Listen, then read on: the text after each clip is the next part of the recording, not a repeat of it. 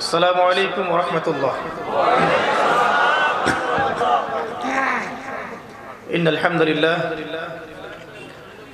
نحمده ونستعينه من يهده الله فلا مضل له ومن يضلل فلا هادي له ونشهد أن لا إله إلا الله وحده لا شريك له ونشهد أن محمدا عبده ورسوله أما بعد فقد قال الله تعالى في كلامه المجيد والفرقانه الحميد بعد أعوذ بالله من الشيطان الرجيم بسم الله الرحمن الرحيم يا أيها الذين آمنوا اتقوا الله حق تقاته ولا تموتن إلا وأنتم مسلمون وقال رسول الله صلى الله عليه وسلم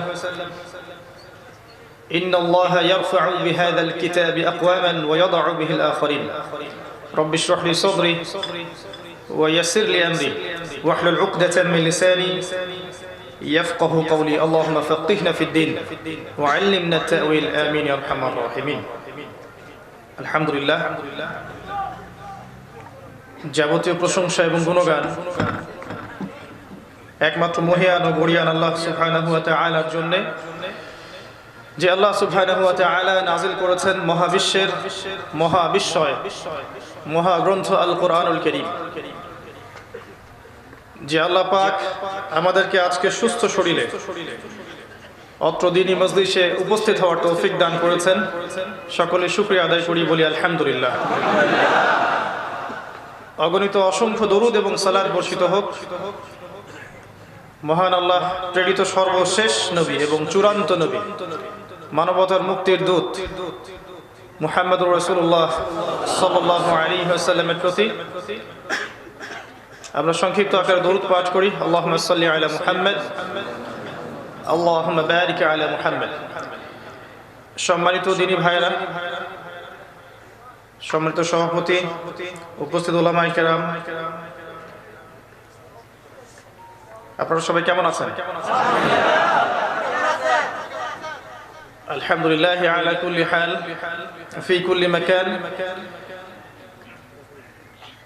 চতুর্মুখী ফিতনাময় এই বিশ্বে সমাজে যতটা ভালো থাকা যায় ততটা ভালো থাকার চেষ্টা করছি আলহামদুলিল্লাহ। কক্সবাজারে আমার এটা প্রথম প্রোগ্রাম এবং আমি অত্যন্ত আনন্দিত এখানে আসতে পেরে। আপনাদের ব্যবস্থাপনা, আতিথেয়তা, আপনাদের ভালোবাসা, এগুলোর জন্য আমি আপনাদের প্রতি আন্তরিক কৃতজ্ঞতা প্রকাশ করছি। জাযাকুমুল্লাহ খায়র। সাগর পাড়ের মানুষ আপনারা, আমি আশা করি আপনাদের মন সাগরের মতোই বড় হবে ইনশাআল্লাহ। যারা এই মাহফিল অ্যারেঞ্জ করেছেন, অর্থ দিয়েছেন, শ্রম দিয়েছেন, মেধা দিয়েছেন, শারীরিক পরিশ্রম করেছেন। একটা বিষয় অ্যারেঞ্জ করতে অনেক পরিশ্রম করতে হয়, এটা আমরা জানি, বুঝি। আমরা দোয়া করি আল্লাহ পাক তাদের প্রত্যেকের নেক হায়াত এবং হালাল রিজিককে প্রশস্ত করে দিন আল্লাহ। ছোট্ট এই কাজগুলো পরকালে পুলসিরাত পার হওয়ার মাধ্যম বানিয়ে দিন আল্লাহ। আল্লাহ পাক বলেছেন সূরা আল ইমরানের 185 নম্বর আয়াতে, ফামান যুহজিহা আনিন নার ওয়া উদখিলাল জান্নাতা ফাকাদ ফাজ। যেই ব্যক্তিকে কিয়ামতের দিন জাহান্নাম থেকে বাঁচানো হবে এবং জান্নাতে প্রবেশ করানো হবে, এক কথা যে ব্যক্তি পুলসিরাত পার হতে পারবে এই ব্যক্তি সফল, আর কেউ সফল না। পৃথিবীর সবচেয়ে ধনী মানুষ, সবচেয়ে বড় বিশ্ব নেতা, সবচেয়ে বড় রাষ্ট্রনেতা, সামাজিক নেতা হোক, বিত্তশালী হোক, হুয়েভার হি ইজ, সে যদি পরকালে পুলসিরাত পার না হতে পারে সে সফল না। দুনিয়াতে একটা ছোট্ট ব্যবসায়ী, কৃষক, শ্রমিক, সাধারণ মানুষ 5 ওয়াক্ত নামাজ পড়ে, রোজা রাখে, সামর্থ্য হলে যাকাত দেয়, সামর্থ্য হলে হজ উমরা করে, সে যদি ইসলামের নৈতিকতা, মূল্যবোধ বজায় রেখে ইন্তেকাল করতে পারে ইমানের সাথে, আল্লাহ চাইতো এই ব্যক্তি জান্নাতে যাবে ইনশাআল্লাহ, এবং এই ব্যক্তি হচ্ছে সফল। সাফল্যের মানদণ্ড হচ্ছে এটা।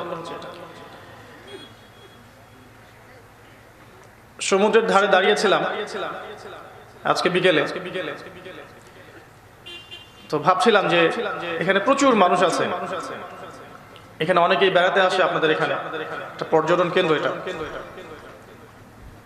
তো কতজন মানুষ জানে যে আল্লাহ রাব্বুল আলামিন এই সমুদ্র সম্পর্কে কোরআনে অনেক কথা বলেছেন।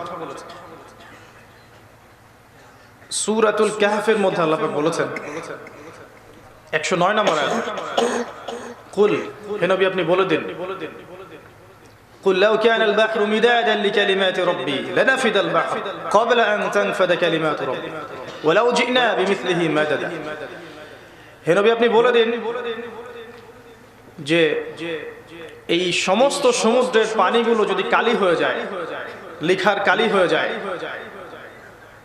তবুও তোমার রবের কালিমাগুলো লিখে শেষ করতে পারবে না, যদিও এদের সমান আরো সমুদ্র এখানে যুক্ত করা হয়। সমস্ত সমুদ্র এর সাথে যদি আরো সাগর যুক্ত করা হয়, যতগুলো পানি দাঁড়াবে, এগুলো যদি কালি হয়ে যায়, তারপরেও তোমার রবের মহিমা, কালিমা, মাহাত্ম্য, পবিত্রতা লিখে শেষ করতে পারবে না। সাগরে দাঁড়িয়ে চিন্তা করছিলাম যে আল্লাহ পাক এত প্রশস্ত বিস্তীর্ণ সাগর সৃষ্টি করতে পারেন, না জানি সে আল্লাহ পাক কত বড়। এবং সেই আল্লাহই আপনাকে আমাকে সৃষ্টি করেছেন, আমাদেরকে দুনিয়াতে পাঠিয়েছেন নির্দিষ্ট সময়ের জন্য। আসমানি কিতাব দিয়েছেন, কোরআন সুন্নাহ দিয়েছেন, রাসূল সাল্লাল্লাহু আলাইহি ওয়াসাল্লামের মতো নবী পাঠিয়েছেন, তার উম্মাহ হওয়ার সৌভাগ্য দান করেছেন। সেই আল্লাহ আমাদের কাছে চান এতটুকুই, আমরা তার সাথে শিরক না করি, তার বিধানগুলো মেনে চলি, তার অবাধ্য না হই, ভুল হয়ে গেলে তওবা করে ফিরে আসি, তার রাসূলের আনুগত্য করি, তার ফরজ ওয়াজিব গুলো মেনে চলি, হুকুম আহকাম মেনে চলি। আল্লাহ চাইতো এই দুনিয়ার চেয়ে হাজার হাজার গুণ বড় জান্নাত আমাদেরকে দান করবেন ইনশাআল্লাহ। আল্লাহ পাক এতটুকুই চান। আরো খেয়াল করে দেখবেন, দেখে মনে হয় দূর থেকে আকাশ এবং সাগর মিশে গেছে, তাই না? তো আকাশ এবং সাগর কখনো মিশে না।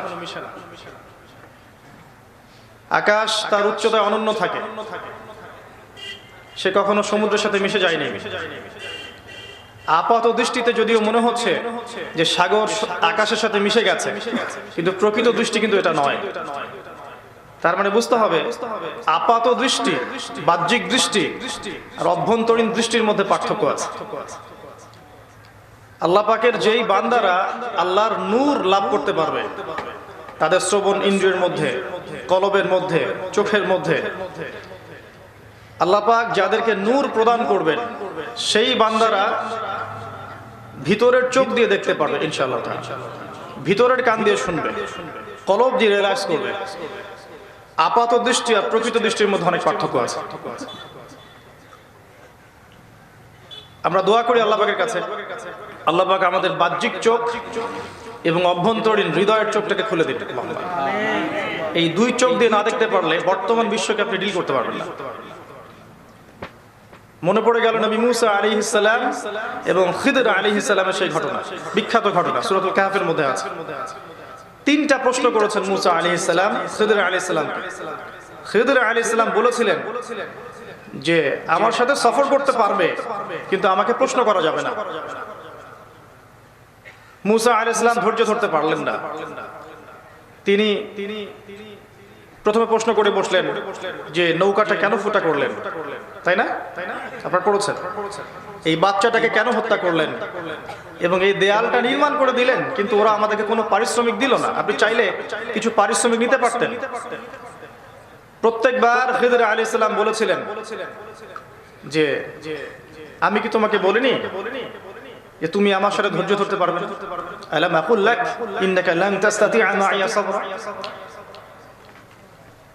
এখানে বুঝতে হবে বাহ্যিক দৃষ্টিতে মুসা আলাইহিস সালামের কাছে মনে হচ্ছিল নৌকা ফুটা করে দেওয়াটা একটা অন্যায়, একটা নিরাপরাধ বাচ্চাকে হত্যা করে ফেলা হলো একটা অন্যায়।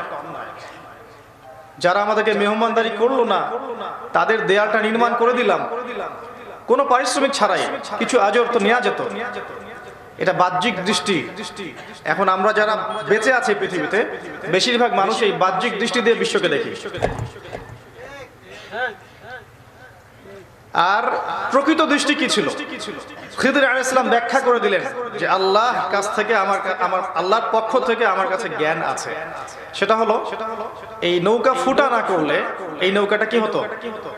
হাইজ্যাক হয়ে যেত, বা জলদস্যু বা ওই সাগরের যে মানে হ্যাঁ জলদস্যুই বলা হোক অথবা সাগরের মালিক, মানে সে সেখানকার কন্ট্রোল করে বাদশা আর কি, তার আওতাভুক্ত ওই জায়গাটা।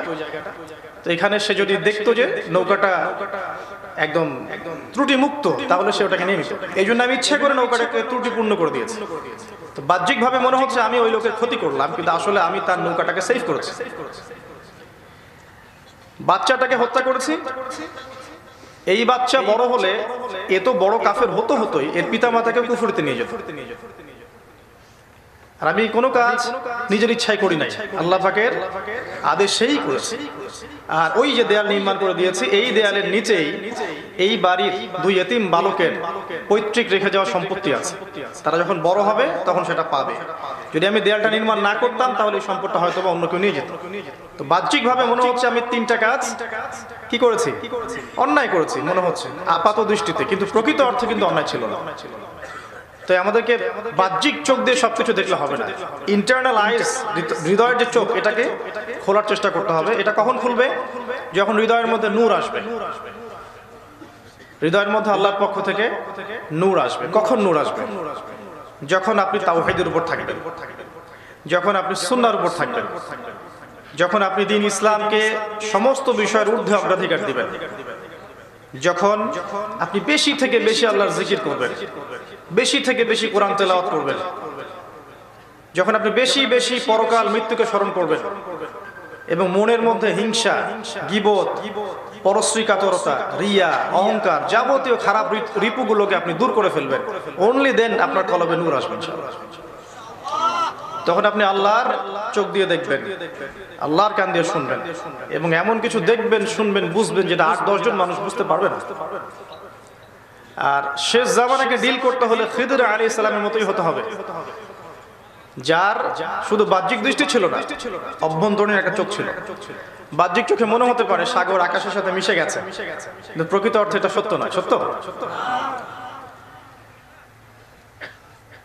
সাগর প্রচন্ড শক্তিশালী, তার মধ্যে অনেক সম্পদ আছে, কোটি কোটি, আল্লাহ ভালো জানেন সংখ্যাটা কত হবে, প্রাণী এর মধ্যে আছে, সম্পদ আছে। তারপরেও সাগরের মধ্যে কোনো অহংকার নাই। খেয়াল করে দেখেছেন? তারপরেও এই সুবিশাল সাগরের সামনে আমি যখন গিয়ে দাঁড়াচ্ছি, ক্ষুদ্র একটা মানুষ, সে বিনয়ের সাথে আমার পা ধুয়ে দিচ্ছে। আমি ক্ষুদ্র একটা মানুষ, বিশাল সাগরের সামনে গিয়ে দাঁড়ালাম, সাগর আমার পা ধুয়ে দিল। আমাদেরকে সাগরের মতো হতে হবে, অহংকার মুক্ত, শুধু আল্লাহর জন্য সে আমার পা ধুয়ে দিল। আল্লাহ পাক তাকে আদেশ করেছেন, তাকে এভাবেই চলতে হবে, সেভাবেই চলবে। আল্লাহ যখন আদেশ করবেন যে এই বান্দারা আমার আনুগত্য করছে না, ঝড় জলোচ্ছ্বাস দিয়ে উড়িয়ে দাও, সাগর উড়িয়ে দিন, সাগর আল্লাহর আনুগত্য করবে।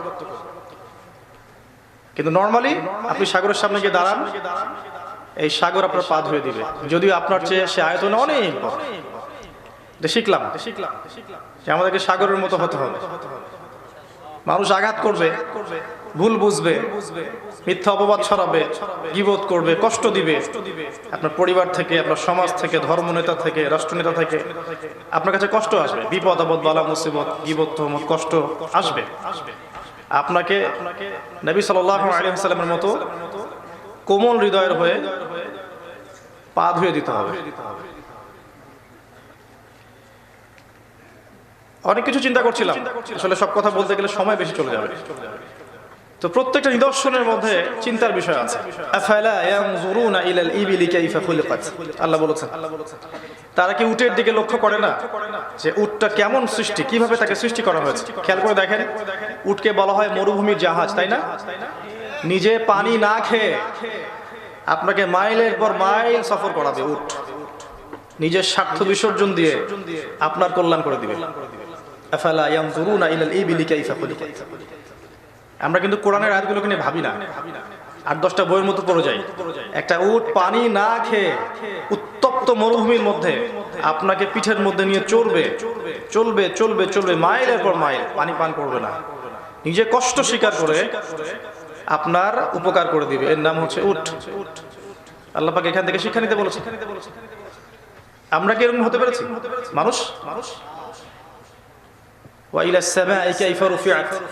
আকাশের দিকে তাকিয়ে দেখ, ওটা কিভাবে উঁচু হয়ে আছে। আমাদেরকে মহাবিশ্বের যাবতীয় ক্ষতিকর প্রভাব থেকে বাঁচাচ্ছে আল্লাহর হুকুমে আকাশ। সাগরের পানিকে আকাশ, এই লোনা পানি উপরে গিয়ে মিষ্টি পানি হয়ে যাচ্ছে পানি চক্রের মাধ্যমে, সেই পানি বৃষ্টির মাধ্যমে আবার আমাদের কাছে পৌঁছাচ্ছে। আকাশ এই কাজ করে দিচ্ছে। আকাশ এই জমিনটাকে বুক, কলিজা দিয়ে, বুক দিয়ে ঢেকে রেখেছে, খেয়াল করেছেন, যাতে কোনো কষ্ট, কোনো হারাম তাকে স্পর্শ না করতে পারে। আল্লাহ পাক আকাশের মতো হতে বলেছেন এবং আকাশের মতো হৃদয় আমাদেরকে অর্জন করতে বলেছেন। বড় মনের অধিকারী মুহাম্মদ সাল্লাল্লাহু আলাইহি ওয়াসাল্লামের হৃদয়টা ছিল আকাশের মতো বড়, তাই না? ওয়াইলাল জিবালি কাইফা নুসিবাত, লক্ষ্য করে দেখো পাহাড়ের দিকে, কেমন করে পাহাড় অটল হয়ে আছে। এখান থেকে মুমিনদের শিক্ষা নিতে হবে। জীবনে প্রচুর বিপদ আপদ, বালা মুসিবত আসবে, চড়াই উতরাই আসবে, কল্যাণ হবে, অকল্যাণ হবে, প্রেক্ষাপট চেঞ্জ হবে এবং মুমিনদের কষ্ট বেশি হবে। প্রত্যেকটা সেক্টর থেকে মুমিনদের কষ্ট বেশি হবে। পাহাড় নিদর্শন আমাদের জন্য। আল্লাহ পাক বলেছেন পাহাড়ের দিকে ফোকাস কর। যতই ঢিল ছড়েন পাহাড়কে, পাহাড় কি তার জায়গা থেকে ছড়ে যাবে? সে তার জায়গায় অটল থাকবে। পাহাড়ের মতো ঈমান দরকার, পাহাড়ের মতো ইস্তেকামা দরকার, সাগরের মতো বিনয়, আকাশের মতো বড় মন, উটের মতো আত্মত্যাগ, পাহাড়ের মতো দৃঢ়তা। এগুলো যদি মুমিনরা অর্জন করতে পারে, পথ চলা সহজ হবে ইনশাআল্লাহ। আল্লাহ পাক তো এমনি এমনি আয়াতগুলো নাযিল করেনি, তাই না? ওয়াইলাল আরদি কাইফা সুতিহাত, জমিনের দিকে তাকাও, কিভাবে এটাকে বিস্তৃত করা হয়েছে। যত আঘাত আমরা কিন্তু জমিনে করি, খেয়াল করে দেখবেন, যে বাড়ি, কনস্ট্রাকশন, এটা সেটা সবকিছু জমিনকে সহ্য করতে হচ্ছে না। এরপরেও কিন্তু সে আল্লাহর হুকুমের বাইরে কিছু করে না, সে কিন্তু আমাদেরকে কষ্ট দেয়। যখন আল্লাহর হুকুম হয় তখন অবশ্যই সে কবর হয়ে যাবে এবং আমাদেরকে চাপ দিবে, তাই না? তো প্রকৃতি থেকে আল্লাহ পাক শিখতে বলেছেন। আমি আপনাদের এখানে এসে বিকেলে সাগর পাড়ে দাঁড়িয়ে এগুলো চিন্তা করছিলাম, আর ভাবলাম যে কথাগুলো একটু শেয়ার করি আপনাদের সাথে। আসলে ওয়াজের কোনো কথা নয়, একটু ফিলোসফিক্যাল কথাবার্তা, তবে শিক্ষা আছে প্রকৃতির মধ্যে, আমাদের জন্য শিক্ষা আছে।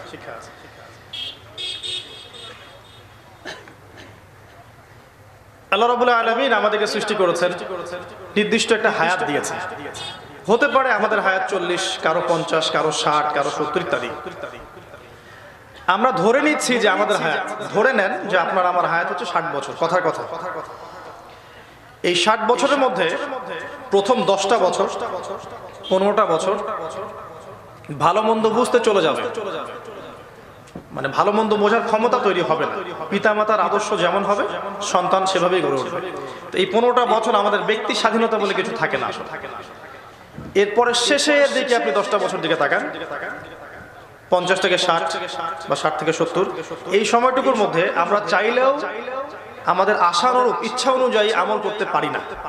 শরীরে শক্তি থাকে না, যৌবনের তেজ কমে যায়, রোগ ব্যাধি শরীরে বাসা বাঁধে ইত্যাদি। তো ওই সময়টা আমরা চাইলেও হয়তো যৌবনকালে যেমন করে ইবাদত করতে পারতাম সেটা পারবো না। তো আলটিমেটলি দেখা যায় আমাদের হায়াত, যে সময়টাতে আমরা ইফোর্ট দিয়ে কাজ করতে পারি, এটা হচ্ছে 15 থেকে 40, 50 এই সময়টুকু। তো এই সময়টুকুতে আসলে আমরা কি করছি পৃথিবীতে? এই সময়টুকুতে আমরা যে কাজগুলো করছি, আমরা পড়াশোনা করছি 1 নাম্বার, কেউ মাদ্রাসা লাইনে হোক অথবা কেউ জেনারেল লাইনে, এরপরে আমরা চাকরি বাকরি করছি, এরপরে হয়তো কেউ ব্যবসা বাণিজ্য করছি, বিয়ে শাদী করছি, পারিবারিক জীবন গড়ে তুলছি। এই সময়টুকুর মধ্যে কেউ সমাজের নেতা হচ্ছেন, কেউ পলিটিক্যাল নেতা হচ্ছেন, কেউ বড় ব্যবসায়ী হচ্ছেন, শিল্পপতি হচ্ছেন, দুনিয়া কেন্দ্রিক বিভিন্ন কাজে আমরা ব্যস্ত আছি এই সময়টুকুর মধ্যে। এবং আমরা এখানে এতটা ডুবে যাচ্ছি, মনে হচ্ছে যে এটাই আমাদের আসল জীবন, পরে কোনো জীবন বলতে কিছু নাই, বা থাকলেও ওই সময় আমাদেরকে আল্লাহ মাফ করে দিবেন, এরকম চিন্তা আমাদের, যেহেতু লা ইলাহা ইল্লাল্লাহ কালিমা পড়েছে একবার। কিন্তু এই সময়টুকু হচ্ছে এত গোল্ডেন টাইম, যে এই সময় যদি আমরা আমাদের প্রত্যেকটা কাজের নববী সুন্নাহ ফলো করতে পারতাম, তাহলে হয়তো পরকালে আমরা আরো বড় আজর পুরস্কার পেতাম, দুনিয়াতেও সফল হতাম। এই সময়টুকুতে আমরা পড়ে আছি বাড়ি গাড়ি, স্ট্যাটাস, টাকা পয়সা, সম্পত্তি, পলিটিক্যাল পাওয়ার, এই বিষয়গুলোর দিকে। এবং এই বিষয়গুলো অর্জন করার জন্য আমরা দিনকে দুনিয়ার নিচে নামিয়ে নিতেও কিন্তু কুণ্ঠাবোধ করছি না। আমরা দুনিয়ার স্বার্থ সবার আগে দেখছি, দিনের স্বার্থ তারপরে দেখছি। দুনিয়া ঠিক রেখে দিন করার চেষ্টা করছি, তাই না? বেশিরভাগ মানুষ কিন্তু এমন করছে, ইল্লা মাশাআল্লাহ। তো আমাদের এই জীবনটা সম্পর্কে আল্লাহ পাক যা বলেছেন, যে এই জীবনে আল্লাহ পাক আমাদেরকে হেদায়েত দিবেন, পৌঁছে দিবেন, কথাগুলো কান পর্যন্ত পৌঁছে দিবেন। এরপর যারা আল্লাহ পাকের আনুগত্য করবে, তার রাসূলের আনুগত্য করবে, ফালা খাউফুন আলাইহিম ওয়ালা হুম ইয়াহজানুন, তাদের কোনো দুশ্চিন্তাও নাই, কোনো ভয়ও নাই। এই সময়টুকুর মধ্যে যদি আমরা কাযযাবু ওয়া কাফারু, তারা যদি কথাগুলোকে অস্বীকার করে, মিথ্যা প্রতিপন্ন করে আল্লাহর বাণীকে, তাহলে ফাউলাইকা আসহাবুন নার, এরা হবে জাহান্নামের অধিবাসী, হুম ফিহা খালিদুন, তারা সেখানে চিরস্থায়ী থাকবে। এই এইজটুকুতে যদি আমরা একটু ভাগ করি, দেখবেন প্রথম অংশটুকু আমাদের কৈশোর, তারপরের মোস্ট ইম্পর্টেন্ট পার্টটা হচ্ছে যৌবন, এবং শেষের অংশটুকু হচ্ছে আমাদের পৌরত্ব, তারপরে আসবে বার্ধক্য। যে ব্যক্তির শৈশবটা পারিবারিকভাবে ইসলামিক তারবিয়াতে গড়ে উঠেছে, এর কৈশোরটাও ভালো হয় সাধারণত। যে ব্যক্তির কৈশোরটা ভালো হয়, সে যৌবনকালেও সমূহ সম্ভাবনা সে আল্লাহ পাকের ইবাদত করবে। আর যে ব্যক্তি যৌবনটা যেভাবে কাটায়, সাধারণত তার বার্ধক্য সেভাবেই কাটে। তার মানে জীবনের প্রতিটা ক্ষেত্র আমাদের জন্য ইম্পর্টেন্ট। আমরা যারা পিতামাতা হয়েছি, আমাদের উচিত আমাদের সন্তানদের শৈশবটাকে ইসলামিক আদর্শে গড়ে তোলা। সন্তানকে ছোটবেলায় কোরআন শেখানো, তাকে ইসলামিক নৈতিকতা, মূল্যবোধ শেখানো, নামাজি বানানো, মাদ্রাসায় পাঠানো, ওস্তাদের সোহবতে নিয়ে যাওয়া, তাকে ভালো মন্দ, শিরিক কুফর, হালাল হারাম, জায়েজ না জায়েজ, কোনটা করা যাবে কোনটা করা যাবে না, ভদ্রতা, নম্রতা, এই বিষয়গুলো ছোটবেলাতেই তাকে শেখাতে হবে। যদি এভাবে শেখানো যায়, ইনশাআল্লাহ দেখবেন এই ছেলেটা যখন কৈশোরে যাবে, এই টিকটক জেনারেশনের মতো হবে না। কিশোর বয়সে এখন মানুষ কিশোর গ্যাং তৈরি করেছে, দেখছেন না খবরগুলোতে? যাদের জীবনের লক্ষ্য হচ্ছে বড় একটা ডন হওয়া। দেখলাম আজকে ডন হতে চেয়েছে সে বড় হয়ে, কিশোর গ্যাং এর লিডার। এবং এই কৈশোর এজে গিয়ে দেখা যাচ্ছে সে অল্প বয়সেই জিনা করে ফেলেছে, মদ পান করে ফেলেছে, নামাজের তো মাশাআল্লাহ বালাই নাই, ইসলামিক নৈতিকতা মূল্যবোধ নাই, যত্রতত্র যা ইচ্ছা জীবনযাপন করছে কৈশোর বয়স। তার কিন্তু যৌবন এখন আসে নাই। যৌবনকালে যে সে কি করবে, আল্লাহু আ'লাম বিসওয়াব, আল্লাহ ভালো জানে। তো যারা আমরা পিতামাতা হয়েছি, আমাদের উচিত হবে শৈশবকালে আমাদের সন্তানদেরকে এমন ইসলামিক প্যারেন্টিং দেওয়া, যেই প্যারেন্টিং পেলে একটা শিশু আল্লাহকে চিনবে, রাসূলকে চিনবে, জায়েজ না জায়েজ, হালাল হারাম চিনবে, ইসলামিক নৈতিকতা আদর্শ সে বড় হয়েছে। এটা মাদ্রাসায় পড়িয়েও যেমন সম্ভব, জিনার লাইনে পড়িয়েও সম্ভব, যদি পরিবারটা তাদের অনুশাসন বজায় রাখতে পারে। 2 নাম্বার, কৈশোরে যখন আপনি যাবেন, যদি আপনার শৈশবটা ভালো থাকে, কৈশোর বয়সে আপনাকে কিছু কিছু বিষয়ে পড়াশোনা এগিয়ে নিতে হবে। এই বয়সটা পড়াশোনা করার বয়স। এই সময় কোরআনের ইলমটা অর্জন করা, এই সময় আরবি ভাষাটা শিখে ফেলা, আরবি ব্যাকরণগুলো শেখা, ক্লাসিক্যাল মাদ্রাসার বইগুলো পড়া,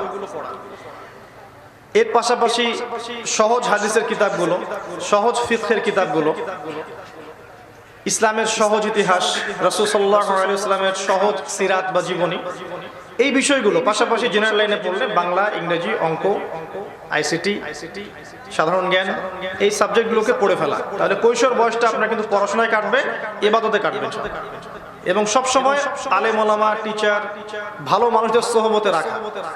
আজকে আমি কথা বলছি কিভাবে এই যে জীবনটাকে আমরা আল্লাহর পথে কাজে লাগাতে পারি সবচেয়ে বেস্ট ওয়েতে। কৈশোরকালটাকে যদি এভাবে করতে পারি আমরা আমাদের এবং আমাদের সন্তানদের, দেখবেন ইনশাআল্লাহ এ যখন যৌবনে যাবে, এই ব্যক্তি এ যৌবনে গেলে বর্তমান যুবকদের মতো বস্তুবাদী হবে না ইনশাআল্লাহ। কৈশোরকালটা কাটাই। শৈশবকালে যারা ইসলামিক তরবিয়ত পাবে, কৈশোরটা ভালো হবে। কৈশোরটা যার ভালো হবে, যৌবনকালটা ভালো হবে ইনশাআল্লাহ। এবার যৌবনকালে চলে আসেন। এই যৌবনকালে গিয়ে দেখেন 2 রকম মানুষ আছে যৌবনকালে। এক শ্রেণীর মানুষ হচ্ছে যারা শৈশব থেকেই হেদায়েতের আলোর উপর ছিল, মাশাআল্লাহ। আর তার চেয়ে বেশিরভাগ মানুষ তারা যারা একটা সময় পর্যন্ত ইসলামের পথে ছিল না।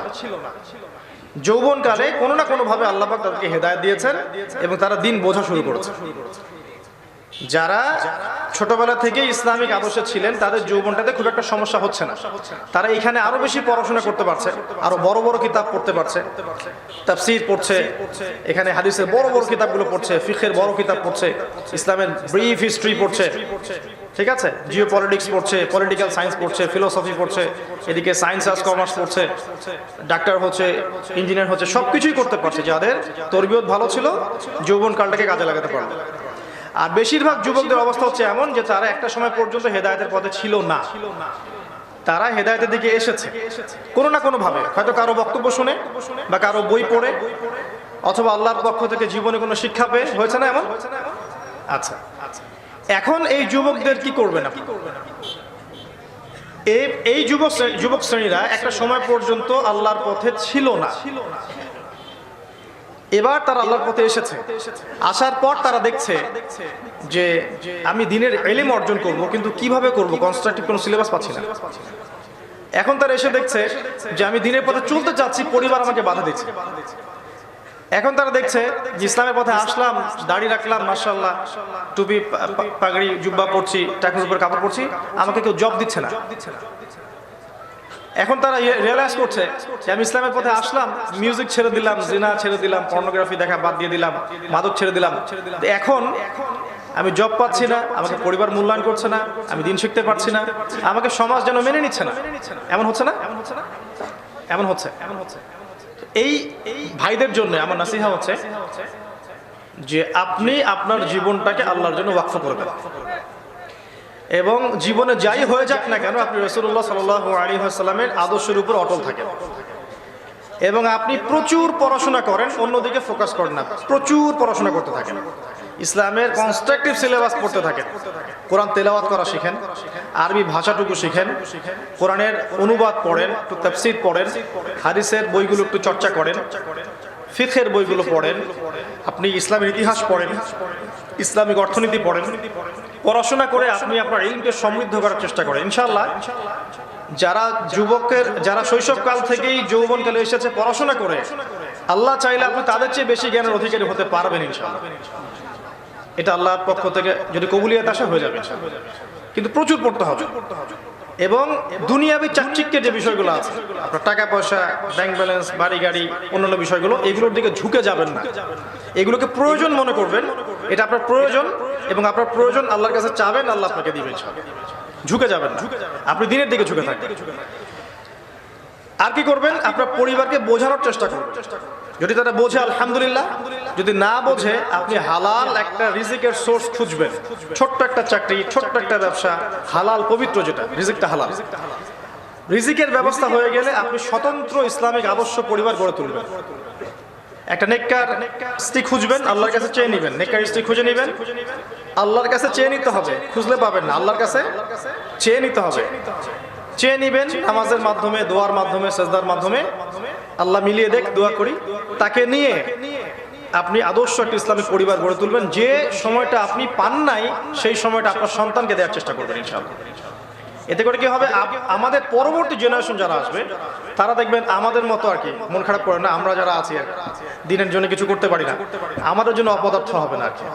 আজকে আমরা এখানে বসতে পেরেছি, আগামী বছর নাও পারতে পারি। যত দিন যাবে তত মনে হবে যে হায়, গতকালটা আজকের দিনের চেয়ে ভালো ছিল, গতকালটা আজকের দিনের চেয়ে ভালো ছিল। আর আমার একটা এস্টিমেট, আমার একটা অনুমান বা দূরদর্শিতা যাই বলতে পারে, আমি দেখছি বাংলাদেশের মুসলিমদের দিনের যে প্রশস্ত ক্ষেত্রটা ধীরে ধীরে হলেও সংকুচিত হচ্ছে। তো এই ওয়াজ মাহফিলগুলোকে গল্প, বানোয়াট কেচ্ছা কাহিনী বা সুরের প্রলাপন, এই বিষয়গুলোকে কেন্দ্রীভূত না করে কনস্ট্রাকটিভ কিছু মেসেজ দিলে আশা করি উপকার হবে। আমি সেটা চেষ্টা করছি, আল্লাহ পাক তৌফিক দান করুন।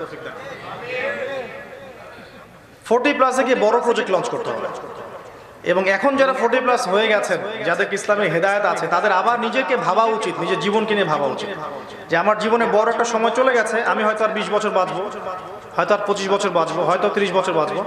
লাস্ট এই সময়টা আমি কিভাবে কাটাতে চাই যাতে করে আল্লাহর কাছে দাঁড়িয়ে আমি বলতে পারি যে আল্লাহ তোমার দিনের জন্য কিছু একটা করে আসতে পেরেছে। আর যারা আমরা যৌবনে আছে এখন থেকে নিয়াত করতে হবে, যখন আমি আমার যৌবনটাকে আল্লাহর পথে উৎসর্গ করে আমি পড়াশোনা করে জ্ঞান অর্জন করে আমল করে আখলাক সুন্দর করে পৌরত্বে যাব, তখন আমি যেন আরো বড় কিছু করতে পারি দিনের জন্য। এটা এখন থেকে আপনাকে রেডি করতে হবে প্রজেক্ট। ইনশাআল্লাহ এইভাবে যদি আমরা আমাদের জীবনটাকে কাজে লাগাতে পারি, আপনি যখন বার্ধক্যে চলে যাবেন, বিছানায় পড়ে আছেন, আপনি দেখবেন যে আপনার সন্তান নামাজ পড়ছে, আপনার পরিবার আদর্শ পরিবার, আপনি একটা জেনারেশন তৈরি করেছেন, সেই জেনারেশন আল্লাহর পথে কাজ করছে। আপনি একটা মাদ্রাসা করে দিয়েছিলেন, সেই মাদ্রাসা মাশাআল্লাহ এস্টাবলিশ হয়ে গেছে। আপনি একটা কমিউনিটি করেছিলেন, তারা মাশাআল্লাহ সবাই ইসলামের জন্য কাজ করছে। আপনার চোখ দিয়ে তখন সুখের অশ্রু ঝরবে যে আমার জীবনটা কিছুটা হলেও সফলতা পেয়েছে। নবী সাল্লাল্লাহু আলাইহি ওয়াসাল্লাম ইন্তেকালের সময় সালাতের দৃশ্য দেখেছিলেন না, এবং দেখে কেঁদেছেন, কারণ এই সালাতকে প্রতিষ্ঠা করার জন্য তাকে সারাটা জীবন এত পরিশ্রম করতে হয়েছে। তো আপনার পৌরত্ব আপনার চোখে মুখে হাসি নিয়ে আসবে যদি আপনার শৈশব কৈশোর যৌবন আল্লাহর পথে উৎসর্গিত করতে পারে। আল্লাহ পাক আমাদের সবাইকে আমাদের শৈশব, আমাদের কৈশোর, আমাদের যৌবন এবং আমাদের বার্ধক্য পৌরত্ব আল্লাহর পথে উৎসর্গিত করার তৌফিক দান করুন। নবী করিম সাল্লাল্লাহু আলাইহি ওয়াসাল্লামের জীবনের দিকে একটু তাকাবো, এটা আমার সেকেন্ড পার্ট বক্তব্যের। এই পার্টটুকু একটু মনোযোগ দিয়ে শুনুন। আমরা যে স্বপ্নের কথা বললাম, দিন ইসলামের বিজয়, দিন ইসলাম ছড়িয়ে যাক আমার মধ্যে, আমার পরিবারের মধ্যে, সমাজের মধ্যে, রাষ্ট্রের মধ্যে, এই স্বপ্নটা বাস্তবায়ন করার একটা রোল মডেল আছে, সেটা হচ্ছে মুহাম্মদ সাল্লাল্লাহু আলাইহি ওয়াসাল্লাম। তার আদর্শ উসওয়া ছাড়া এটা সম্ভব নয়। আপনি যদি একটু বিচক্ষণ শ্রোতা হয়ে থাকেন, বিচক্ষণ পাঠক হয়ে থাকেন, আপনি খেয়াল করলে দেখবেন যে নবী সাল্লাল্লাহু আলাইহি ওয়াসাল্লামের জন্মের আগে যে মক্কাটা ছিল, এই মক্কার মধ্যে শিরক ছিল, ছিল না? এই মক্কার মধ্যে সুদ ছিল, ছিল না? রিবা। ওই মক্কার মধ্যে জিনা ব্যভিচারের ব্যাপকতা ছিল না? ওই মক্কার মধ্যে নারীর অবমাননা ছিল। ওই মক্কার মধ্যে গোত্রীয় হানাহানি ছিল, মাদকের একটা ব্যাপক সয়লাব ছিল। এই সমস্যাগুলো ওই মক্কার মধ্যে ছিল, কিন্তু ছিল না? এবার আপনি নবী সাল্লাল্লাহু আলাইহি ওয়াসাল্লামের নবী হওয়ার পর 23 বছর পরে চলে যান। এই 23 বছর দাওয়াতি জীবনের পরের মক্কার দিকে তাকান, একটু রিভাইন্ড করেন। এবার এই মক্কার দিকে আপনি তাকিয়ে দেখেন, যে মক্কায় দাঁড়িয়ে নবী সাল্লাল্লাহু আলাইহি ওয়াসাল্লাম বলছেন যে সবাইকে মাফ করে দেয়া হয়েছে, আনতুমুত তুলাকা, তোমরা সবাই ক্ষমাপ্রাপ্ত। মক্কা বিজয়ের পরে ওই মক্কার দিকে তাকিয়ে আপনি দেখেন, ওই মক্কার দিকে তাকিয়ে দেখেন, ওখানে কোনো শিরক আছে? ওখানে কোনো স্ট্যাচুর ওয়ার্শিপ করছে কেউ? মূর্তি পূজা আছে? ওখানে কোনো রিবা আছে, সুদ, কোনো জিনা বা ব্যভিচার বা নারীর অবমাননা এগুলো আছে? মাদকের সয়লাব আছে? গোত্রীয় কোনো ধানাহানি, মারামারি, কাটাকাটি এগুলো আছে? সবাই ভাই ভাই হয়ে গেছে না? কত বছর? মাত্র 23 বছর। এই 23 বছরে নবী সাল্লাল্লাহু আলাইহি ওয়াসাল্লাম আল্লাহর পক্ষ থেকে পেয়েছেন আল কোরআন। সাহাবায়ে কেরাম সেটার উপর আমল করেছেন এবং নবী সাল্লাল্লাহু আলাইহি ওয়াসাল্লামের সুন্নাহ মাফিক তারা তাদের জীবনকে গুছিয়ে নিয়েছে। এটাই নবীজি বলেছেন, তারাকতু ফিকুম আমরাইন, আমি দুটো বস্তু ছেড়ে গেলাম, লান তাদিল্লু মা তামাসসাকতু বিহিমা, তোমরা কোশ্চিনকালে পথভ্রষ্ট হবে না যতদিন এই দুটোকে আঁকড়ে ধরে থাকবে। একটা হচ্ছে কিতাব আল্লাহ, আল্লাহর কিতাব, একটা হচ্ছে নবীর সুন্নাহ। আল্লাহর কিতাব নিয়ে আপনার আমার কাজ কি? 1 নাম্বার তিলাওয়াত শিখতে হবে, 2 নাম্বার এর ভাষা শিখতে হবে, 3 নাম্বার এর অনুবাদ পড়তে হবে বা তাফসীরটা পড়তে হবে, 4 নাম্বার এর সমস্ত আদেশগুলো মানার চেষ্টা করতে হবে, 5 নাম্বার এর সমস্ত নিষেধকে বর্জনের চেষ্টা করতে হবে, 6 নাম্বার এর দাওয়াতটা মানুষের দুয়ারে দুয়ারে পৌঁছে দেওয়ার চেষ্টা করতে হবে। এটা আপনার আমার কাজ। যদি করতে না পারি 23 বছর কেন, 100 বছর সময় দিলেও দিন কায়েম হবে। এটা মূল কাজ। আর ওয়া সুন্নাতি নবীহি, তার নবীর সুন্নাহ, এটা নিয়ে আমার কাজ কি? রাত থেকে নিয়ে আবার রাত পর্যন্ত, মানে 24 ঘন্টার এই যে দিন রাত, প্রত্যেকটা কাজ নবী সাল্লাল্লাহু আলাইহি ওয়াসাল্লামের সুন্নাহ মতো হতে হবে। যদি না হয় তাহলে আপনাকে আমাকে যদি 100 বছরের সময় দেওয়া হয়, আমরা নবীর সুন্নাহ প্রতিষ্ঠা করতে পারবো না। ঘুমাতে হবে তার সুন্নাহ মতো, ঘুমার আগে দোয়া তার সুন্নাহ মতো, উঠবেন তার সুন্নাহ মতো, ওযু তার সুন্নাহ মতো, নামাজ তার সুন্নাহ মতো, দোয়া, জিকির, তিলাওয়াত, তাসবিহ, তাহলিল তার সুন্নাহ মতো। তার সুন্নাহ মতো সালাত, তার সুন্নাহ মতো যাকাত, সওম, হজ, উমরা সবকিছু, তার সুন্নাহ মতো ব্যক্তি জীবন, তার সুন্নাহ মতো পারিবারিক জীবন, সামাজিক জীবন, রাষ্ট্রীয় কাঠামো সবকিছু তার সুন্নাহ মাফিক হলে পরেই দিন কায়েম হবে, তার আগে হবে।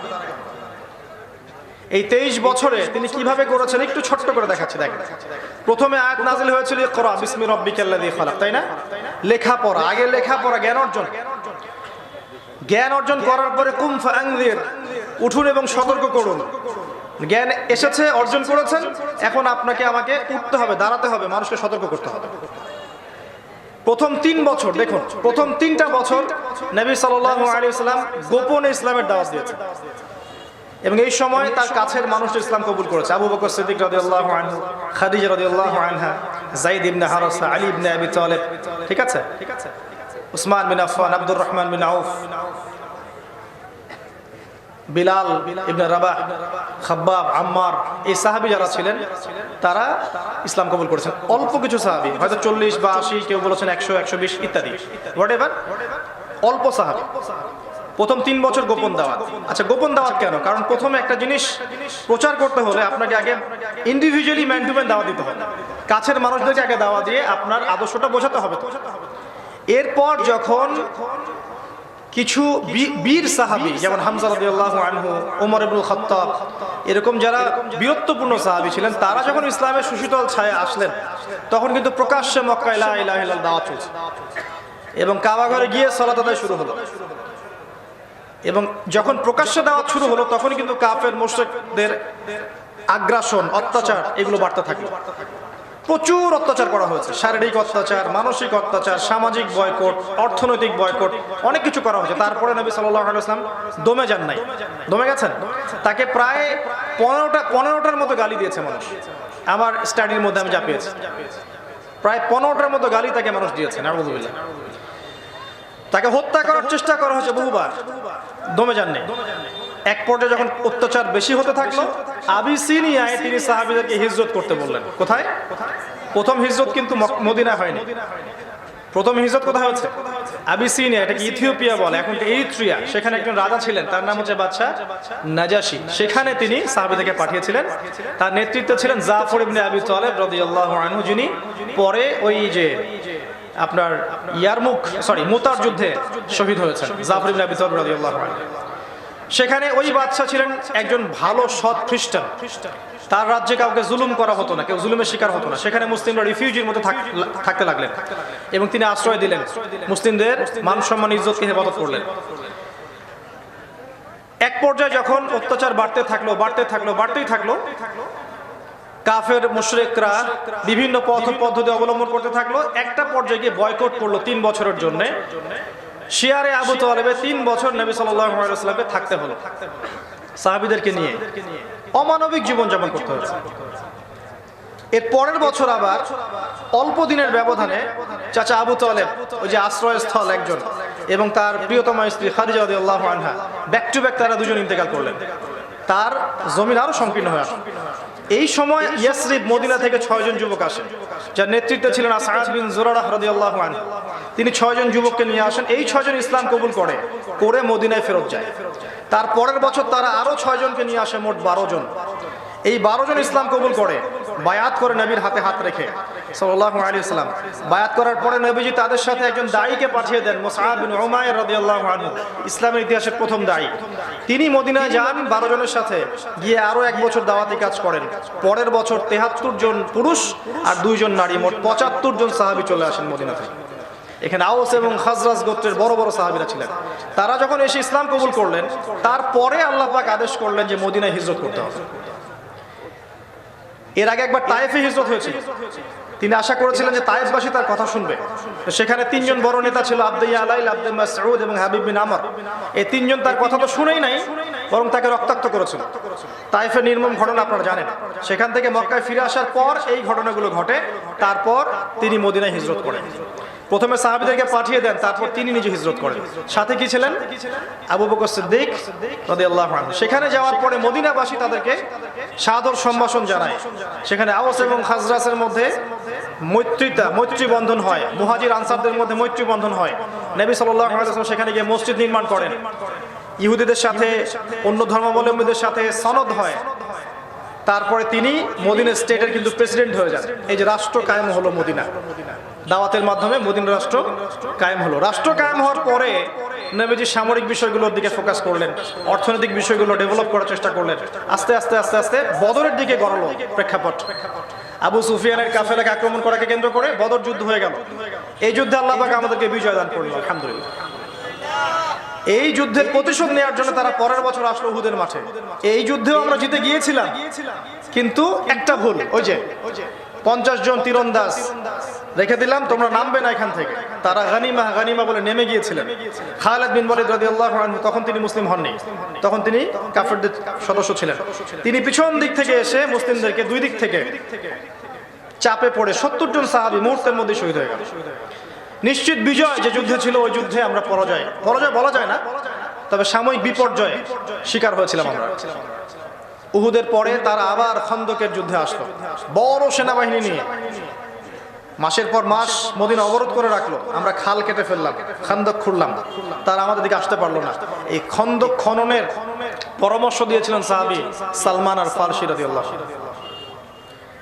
এই যুদ্ধে যখন তারা ব্যর্থ হয়ে চলে গেল কাফের মুশরিকরা, তারপর নবী সাল্লাল্লাহু আলাইহি ওয়াসাল্লাম একটা কল আছে, কামা ক্বালা আলাইহিস সালাম, আজকের পর থেকে তারা আমাদেরকে আর আক্রমণ করতে পারবে না, আমরাই তাদেরকে আক্রমণ করব। এরপর থেকে ইসলাম বিভিন্ন কাফেলা, সারিয়া এবং গাজওয়াগুলো চলতে থাকলো, এবং মুসলিমদের গনিমত বাড়তে থাকলো, ইকোনমি ডেভেলপ করতে থাকলো, জনসংখ্যা বাড়তে থাকলো, ইসলামের আয়তনও বাড়তে থাকলো। এভাবে একটা পর্যায়ে আমরা উমরা করার নিয়াত করলাম। নবী সাল্লাল্লাহু আলাইহি ওয়াসাল্লাম বললাম, স্বপ্ন দেখেছি কাবা তাওয়াফ করছি, সাহাবীরা উমরা করতে যাচ্ছেন।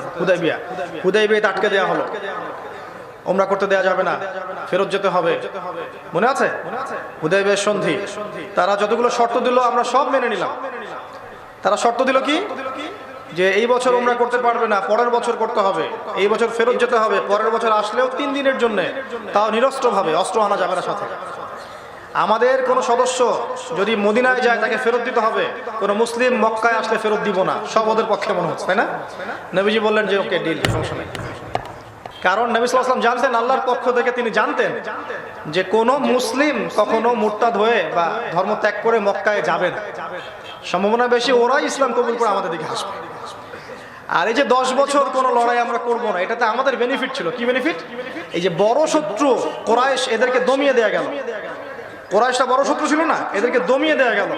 এখন আমরা ইহুদি অন্যান্য শত্রুদের দিকে ফোকাস করতে পারলাম। এটা ছিল একটা ডিপ্লোমেসি। দেখবেন ঠিক এই হুদাইবিয়া সন্ধির অল্প কয়েকদিন পরে নবী সাল্লাল্লাহু আলাইহি ওয়াসাল্লাম খায়বার আক্রমণ করেছে। কারণ খায়বার আক্রমণ করলে এই কুরাইশরা ওদেরকে গিয়ে হেল্প করতে পারবে না, চুক্তি হয়ে গেছে। কথা কি বুঝতে পারছেন?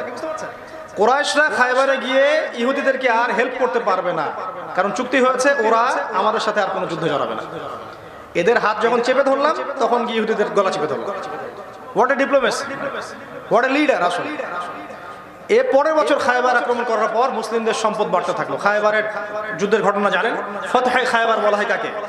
আলী ইবনে আবি তালিব রাদিয়াল্লাহু আনহু। খায়বারের দুর্গগুলো খুব দুর্গম ছিল, এগুলোকে জয় করা হয়েছে।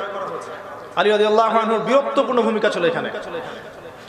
এরপরে আপনি খেয়াল করে দেখবেন, তাবুকের সফর ছিল, মাঝখানে মোতার একটা যুদ্ধ হয়েছিল রোমকদের সাথে, এবং পররাষ্ট্রনীতি অ্যাপ্লাই করা হলো। বিভিন্ন দেশের রাজা বাদশাদের মধ্যে দিন ইসলামের দাওয়াত দেওয়া শুরু হলো। হিরাক্লিয়াসকে, মিশরের রাজাকে, এদিকে ইয়েমেনের, এদিকে বাহরাইন, বিভিন্ন জায়গায় রাষ্ট্রপ্রধানদেরকে চিঠি দেওয়া শুরু হলো। কেউ গ্রহণ করার চেষ্টা করেছে, কেউ করে নাই, বেশিরভাগই করেনি। আবিসিনিয়ার রাজা করেছিলেন, আর মিশরের রাজা ভালো মন্দ কিছু বলেন নাই, তিনি 2 জন দাসীকে হাদিয়া পাঠিয়েছিলেন। যাই হোক, রোমান সম্রাট হিরাক্লিয়াস সে কিন্তু রাজি হয়নি। সে প্রথমে বুঝতে পেরেছিল নবী সাল্লাল্লাহু আলাইহি ওয়াসাল্লাম সত্যিকারের নবী, কিন্তু তিনি ইসলাম কবুল করেন নাই। এক পর্যায়ে মুসলিমদের জনসংখ্যা যখন অনেক বেড়ে গেল, বিনা যুদ্ধে হিউজ একটা কমিউনিটি নিয়ে আমরা মক্কা অভিমুখে যাত্রা করলাম, এবং বিনা যুদ্ধে মক্কা জয় করলাম। ওই দিন আবু সুফিয়ান ও ইসলাম কবুল করেছে। এই 23 বছর ইসলাম কায়েম হলো মক্কায়। এবার ইসলাম এই মদিনা থেকে জাজিরাতুল আরব এবং মক্কা পুরোটা জুড়ে ইসলামের সুশীতল বাতাস প্রবাহিত হতে লাগলো।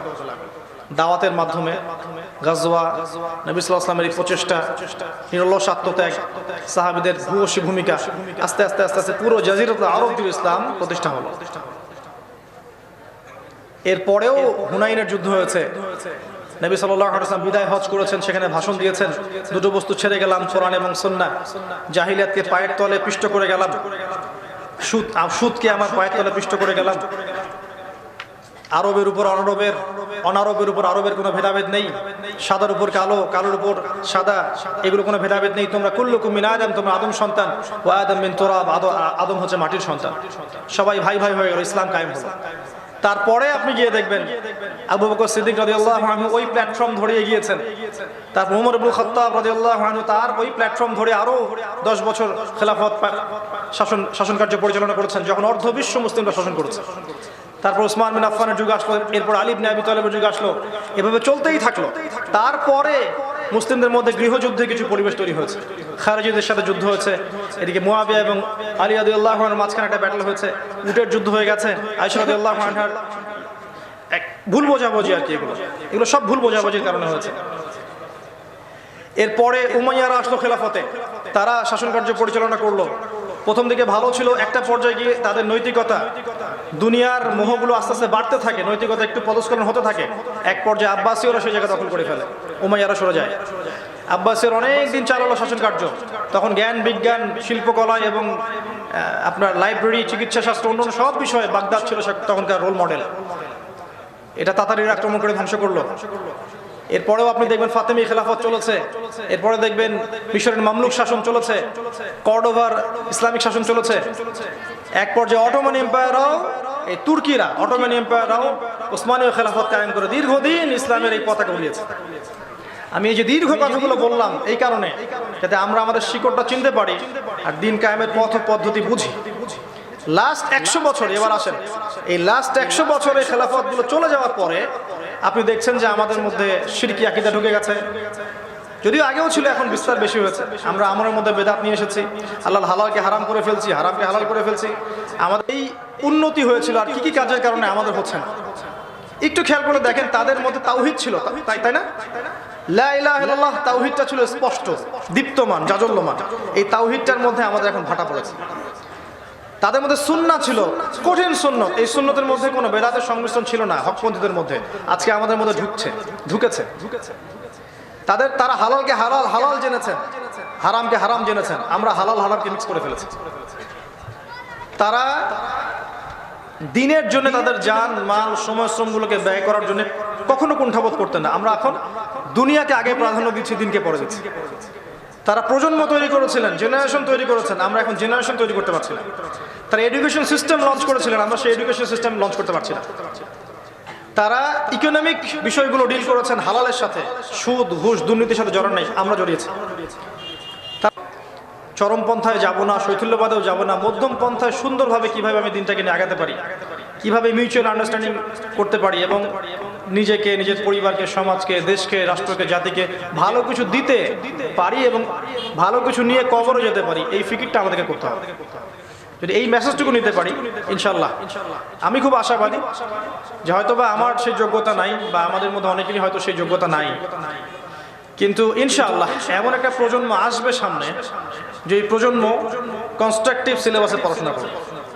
তারা আল্লাহর হালালকে হালাল জানবে, হারামকে হারাম জানবে। তারা দেখবেন জানা অনুযায়ী আমল করবে, তারা আদর্শ পরিবার গঠন করবে। তারা দেখবেন সোশ্যাল পাওয়ার পেলে ইসলামের জন্য কাজে লাগাবে। তারা দেখবেন আত্মশুদ্ধি অর্জন করবে, তাদের জান মাল দিয়ে, তাদের সময় শ্রম দিয়ে একদম তেজদীপ্তভাবে ইসলামের জন্য কাজ করে যাবে। দিনের পতাকাকে আল্লাহর জমিনে প্রতিষ্ঠা করেই ছাড়বে ইনশাআল্লাহ। হয়তো আমি পারছি না বা আমরা পারছি না, আসবে একটা সময় ইনশাআল্লাহ। তো আমরা আল্লাহর কাছে দোয়া করি, আল্লাহ পাক যেন আমাদেরকে, যদি আমাদের তাকদিরে থাকে, আল্লাহ যেন আমাদের কলবের মধ্যে কোনো সৎ কিছু দেখে থাকেন, নূর দেখে থাকেন, আল্লাহ যেন আমাদেরকে কবুল করেন। এবং আমাদের কথাগুলো যেন আল্লাহ পাক প্রত্যেকটা মুসলিমের হৃদয়ে পৌঁছে দেন, যেন তারাও চিন্তা ফিকির করে বিষয়গুলোকে নিয়ে, যে আমরা তো এখানে গরু ছাগলের মতো বাঁচার জন্য আসিনি পৃথিবীতে, দিনের জন্য কিছু করার জন্য এসেছি। আর এই দিন আল্লাহর আমানত, তার রাসূলের আমানত। শুধু আইওয়াশ করে শোডাউন দিয়ে আর বাহ্যিক আবেগ দেখিয়ে তো রাসূলুল্লাহ সাল্লাল্লাহু আলাইহি ওয়াসাল্লামের আমানতের হক আদায় করা যাবে না। বরং তার দিনের জন্য তার মতো করে কাজ করে, তার মতো করে মরতে পারলে পরেই তার হক আদায় হবে ইনশাআল্লাহ। আমরা আশাবাদী ইনশাআল্লাহ তাআলা আগামী একটা প্রজন্ম গড়ে উঠবে, এই যুব সমাজ আল্লাহর পথে ফিরে আসবে। যারা এখন হতাশায় ভুগছে তারা আল্লাহর দিকে ফিরে আসবে ইনশাআল্লাহ। যারা পথ খুঁজে পাচ্ছে না তারা কোরআনের দিকে ফিরে আসবে ইনশাআল্লাহ। ইনশাআল্লাহ তাআলা যাদের রিজিকের ব্যবস্থা হচ্ছে না আল্লাহ করে দিবে ইনশাআল্লাহ। যারা অসুস্থ তাদেরকে আল্লাহ শেফা দিবে ইনশাআল্লাহ। যাদেরকে এই মাদক, পর্নোগ্রাফি, গার্লফ্রেন্ডের ফিতনা, দুনিয়ার এই বোগাস জিনিসগুলো ব্যস্ত করে রেখেছে, আমরা দোয়া করি আল্লাহ পাক তাদের হৃদয়ের মধ্যে আল্লাহ নূর নাজিল করে দিক এবং তারা মসজিদের দিকে ফিরে আসুক, মাদ্রাসার দিকে ফিরে আসুক, পড়াশোনার দিকে ফিরে আসুক, ইউনাইটেডলি তারা কাজ করুক, দিন ইসলামকে এগিয়ে নিয়ে যাক। আল্লাহ পাকের কাছে আরো দোয়া করি যারা সোশ্যাল পাওয়ারে আছেন, প্রশাসনে আছেন, পলিটিক্যাল পাওয়ারে আছেন, আল্লাহ পাক তাদের হৃদয়ের মধ্যে যেন ইসলামের আলো জ্বেলে দেয় এবং যে কাজ হয়তো আপনি আমি করতে পারবো না তাদের মধ্যে আলো জ্বাললে তারা করতে পারবে ইনশাআল্লাহ। আল্লাহ পাক তাদেরকে তৌফিক দান করুন এবং ওমর রাদিয়াল্লাহু আনহুর মতো কবুল করুন। আমাদের পরবর্তী জেনারেশন যারা আসবে, আমাদের সন্তানরা, প্রত্যেকটা সন্তানকে এক একজন ওমর, এক একজন খালিদ, একজন আলী ইবনে আবি তালেব, একজন জাফর ইবনে আবি তালেব, একজন হুযাইফা, একজন মুসআব বিন উমাইর হিসেবে তৈরি করেন ইনশাআল্লাহ। আমিন। আপনার কন্যা দিনের যে আলো, কোরআন সুন্নাহর আলো আল্লাহ পাক ছড়িয়ে দেন। আল্লাহুম্মা আমিন।